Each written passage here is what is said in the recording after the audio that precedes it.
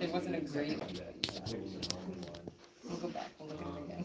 For some reason, it was something I really wanted to do. Good. You get a good break. Yes. Yeah. No, there's no, it's not I actually just, it got can't, it literally a can't. grant 2 days ago. It's definitely not a mute, I I mean, didn't have any money to. There it is. Got it? So, I think I'm good. All right. and I would be excited, I'm gonna make a little bit. and that's the only other option. I'm really bad at lab stuff. So what, you have an requirement? No, right? So, okay, these three. And that's to the flag catchment. So we're ready to begin our next lecture. This is Dr. Steve. I'm going to stand in Dr. Steve. He's from the American Bird Conservancy. And from reading his little bio, he gets to go all over the place.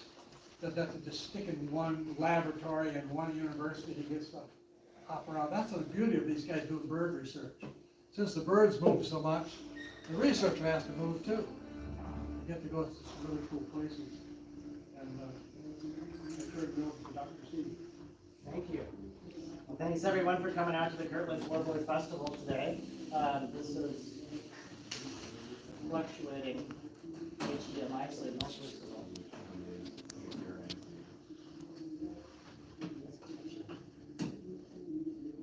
Better sit up there.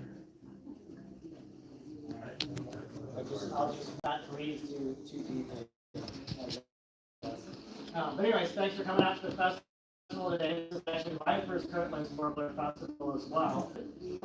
So briefly, a little bit about what it means. So the Kirtland's Warbler Conservation Team is all of the organizations that work collaboratively to affect conservation for Kirtland's warblers. So this includes groups that are like the agencies, federal agencies like the Forest Service and the Fish and Wildlife Service, also state agencies like the Michigan and Wisconsin DNRs.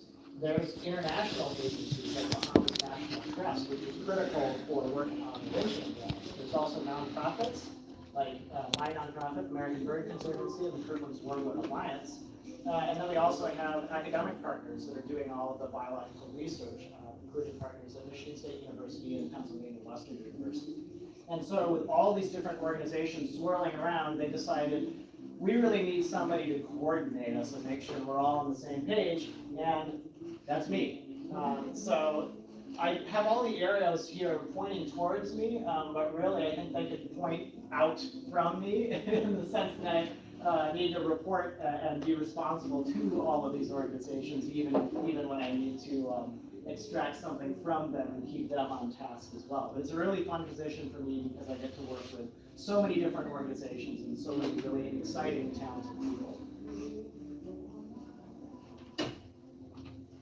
So I'm sure this is old hat for you now, but just a quick overview of Kirtland's warbler ecology. So Kirtland's warbler is a migratory songbird. It breeds primarily in Michigan, nests winters almost exclusively in the Bahamas.